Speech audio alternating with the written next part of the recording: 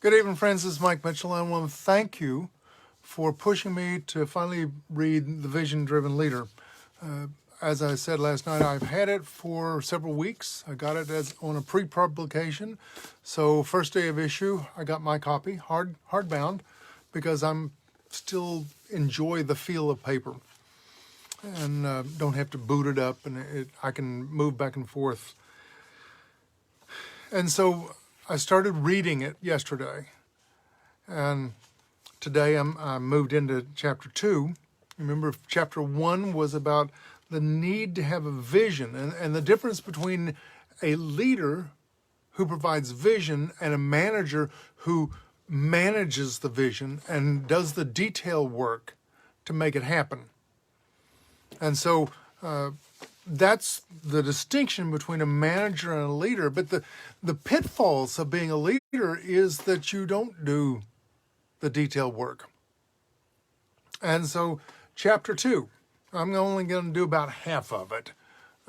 It's more of a 6 pitfalls of vision-driven leaders. And I can do all of it.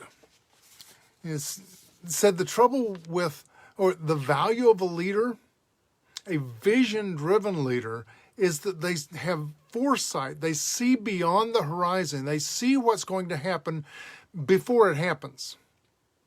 The story is told of Walt Disney. And he pitched his idea. He got turned down so many times for cartoons. And finally he got syndication, had it going, had the idea of the Magic Kingdom as an amusement park. And he slowly gathered the land and created the park.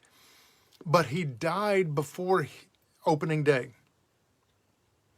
And there was a statue of him, and Roy, his brother, who was managing the project, was walking around, and one of the reporters said, "Such a shame that Walt wasn't here to see it."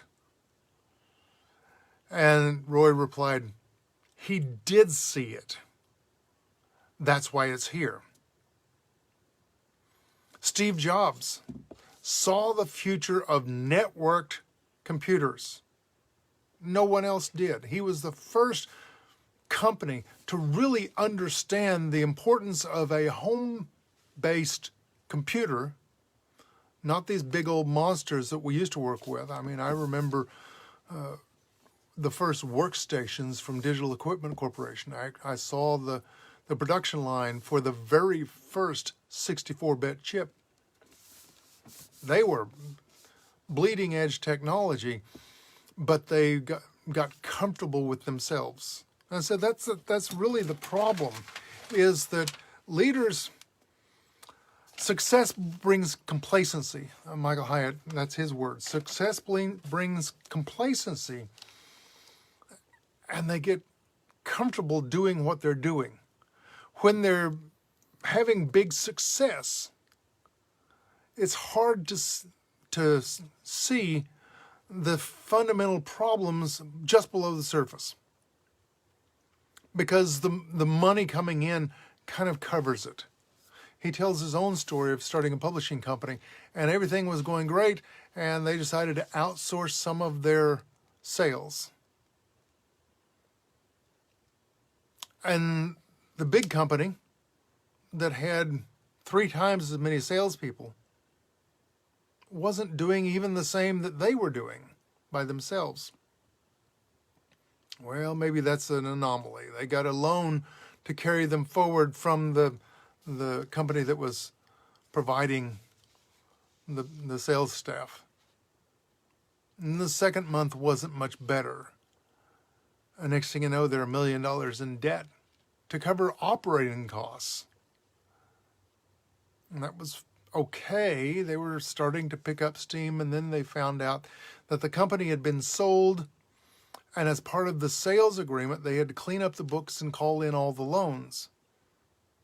Michael Hyatt's company couldn't do that because they were not selling as much as they had planned, and all the loans were for operating costs instead of hard capital.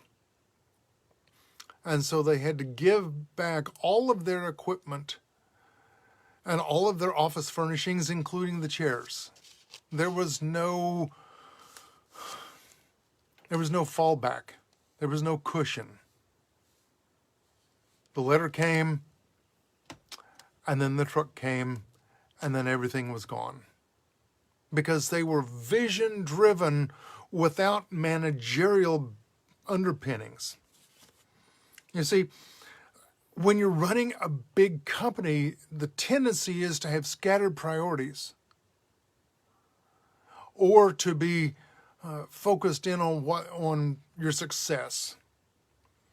He gives the story of Digital Equipment Corporation. As I said, I visited Digital because when I lived in Massachusetts and actually had one of the original chips, gave it to my brother, one of the original 64-bit chips. Except that they got tied in with mainframes. And I remember we were buying DEC workstations, and then they tried to give us a laptop, and they just could not. They were trying to do the monitor themselves, and they got the monitor done, but they couldn't get the heat management under control because they had built all their stuff for big mainframes in computer rooms that were liquid cooled, whatever. So Digital folded. Compaq bought them, also bought Wang Computers, which was right near my house. Mini computers, small mainframes. They did not pivot fast enough. They had great technology, great imaging technology, but the market wasn't ready for the imaging technology, and they did not have a good personal PC. So Compaq bought them both, set up shop, and started to do what both of them had been doing before. And they missed the pivot to small computers. They had some, but not near the quality of Dell. And Dell got passed by others. They just didn't pivot fast enough. Same with Kodak. Kodak invented the silver film and the Brownie camera. They got comfortable in their success. They were first. They created Kodak moments, and everybody, and basically created the personal camera market. And then in the mid-70s, one of their employees actually picked up and invented the digital camera, but the company wouldn't back it because they were afraid a digital camera would take market share away from film. And they made their money from the film and the film processing, not from the cameras. The camera was a way, it's like printers these days. Printers are cheap. The ink will get you. So it's Kodak missed their moment, and by the time the digital camera came out, they couldn't pivot fast enough. Now Fuji was their major competitor. I used to get Fujifilm. It was a little bit cheaper. It had a different color tone. The Kodak film was a little warmer, and the Fuji was a little bluer. So it was slightly different. I liked that look. But Fuji recognized the problem. And when they were on top, they started noticing this shift. And they pivoted completely away from photography and moved into cosmetics and pharmaceuticals. It was the same skill set of their people. They were organic chemists, but it was a different application of the skill set, and it was an easy pivot.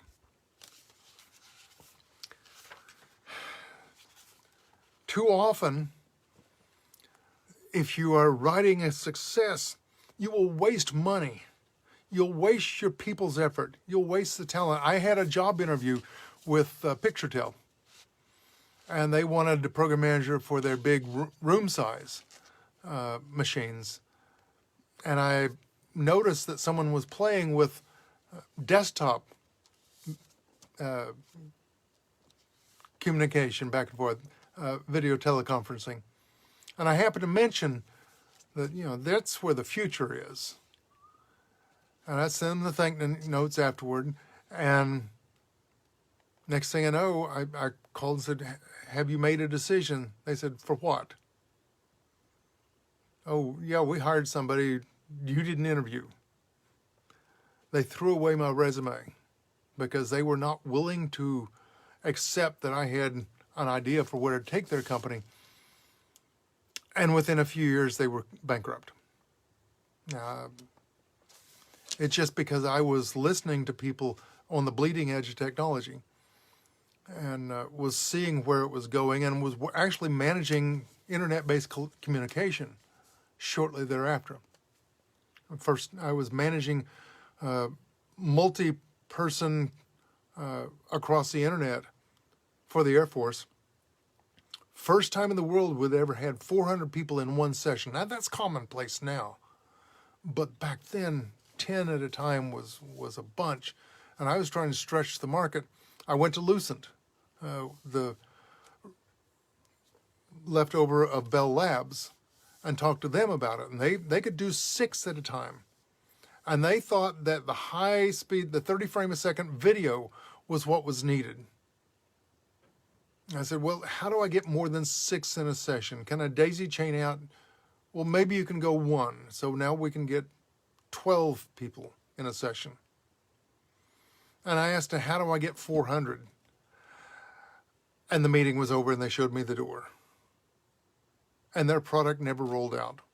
Never did make a splash. Because they were going on video, but our research told us that, you're looking at my face because it's convenient. But it's not necessary. The scenery doesn't change. I'm the same every night. I'm just a talking head here. What matters, really, is the voice and the information from the voice. And if I show slides, what's on the slides? And we discovered quickly that the ability to share a slide across the internet and the ability for 2 of us to work on the document at the same time, we had business rules where you were working on the top side and I was working on this paragraph. And we could be typing on the same document at the same time and be filling in our sections. And then I look at what you're doing and I adjust what I'm doing and you look at what I'm doing. And so we have this collaboration where we are moving information back and forth and brainstorming together onto the same document, the same whiteboard.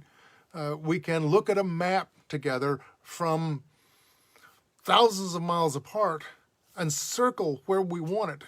Instead of trying to describe it in a telephone call, I can actually go and circle the map. And that was game-changing technology, but too many companies miss that. I went out and surveyed the marketplace, found 43 companies that claimed they could do what we wanted. I found 3. I missed 1. I found it later, about the time it was going out of business. It was actually very close to what we needed, but it didn't have a good marketing.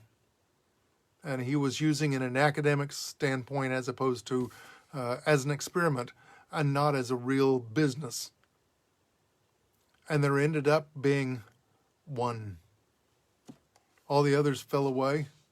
There was 1 for the longest time.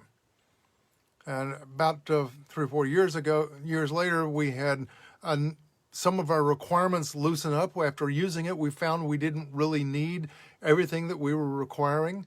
And that let us look at other options, and other companies came into it.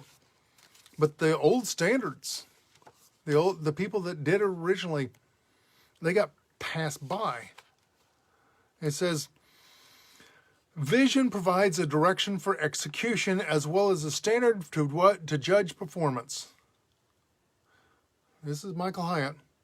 Without it, teams invest themselves in irrelevant outcomes and unimportant projects. How many times have I seen that?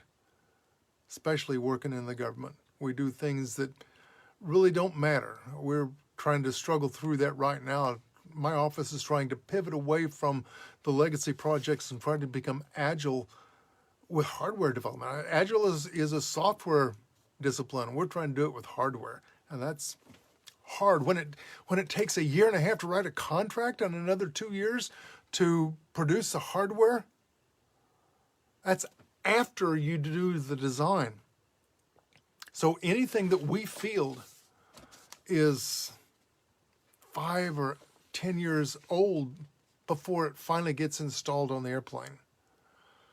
And we're trying to figure out ways to do that. And we look at some of our projects and how much of an improvement is it going to, it's going to give a 0.2% improvement. Oh, do I really need to spend $5 million to get 0.2% improvement? And so we're starting to look at that. We are wasting time on irrelevant outcomes. We have gotten smarter. We have some good leadership right now that is pushing us to do things smarter. I'm doing some things, did one today, where we were thinking way outside the box, and I was pushing them to think, could we do it this? How would we, if I could get the other side to agree, how do you have a way? And tonight I got the answer back on the other side, so I think we have a way forward, but that takes a combination of leadership and management. I've got the management down. I'm learning the leadership. That's why I'm reading the book. That's why you should be reading the book, The Vision-Driven Leader. And it says that, what do you look for and admire in a leader? The survey says honesty. Second most important characteristic, 72% for general and 88% for leadership. Second most important character is to be forward-looking, to understand where we're going so we don't waste our time. You want to demoralize an employee? Don't value what they do. Especially someone who works in the public sector. They're not in it for the money. Whatever the memes tell you about the wages of government employees, they're not in it for the money. They're in it for public service. They want to do a good job. My job was to leave my office better. When I left it, it would be in better shape than when I found it. I have saved, in avoided costs, about $2 billion on my career. I've saved probably only about $5 million this year. No, I don't get a percentage. I get to keep my job. It pays me well, but nowhere near a percentage of that. We're in the small decimal points. The trouble is that leaders don't have enough vision. Teams don't see enough vision from their leaders. And then we stop too soon. The visionary leader gets snapped up by some other company before there's a payoff. They don't really quite transition, and that's something I've always tried to do, especially in my volunteer work, to always be training a replacement so that when it's time for me to go do something else, because I know myself, I start things and then I hand it off to somebody else. So my job is to cast the vision and get it going and then train a replacement. Too often a vision, the big leader who's got the big vision doesn't train anybody. It's all up there. It's not written down, maybe a little bit, but not completely. They see more than what they're able to verbalize. That's why I've been learning storytelling, because I have that problem. I have trouble getting out of my head what I see. I've told you I have this vision for my city to create a village. I can see it clear. I just can't write it down. I've taken a stab at it. You can see some I'm using as a new village project, but that's the trouble with if you are not the kind of person who has, if you are a vision leader, you need to learn management skills. If you're a manager, of a senior manager, you need to learn leadership skills. There is a need, desperate need, for people with vision who have the ability to manage the details. Okay, so you're retired. Okay. You're not done. If you're not dead, you're not done. My dad started preaching in his mid-60s, started his new career. He's now a full-time writer because he's just can't move around. They're in assisted living. But he's writing again.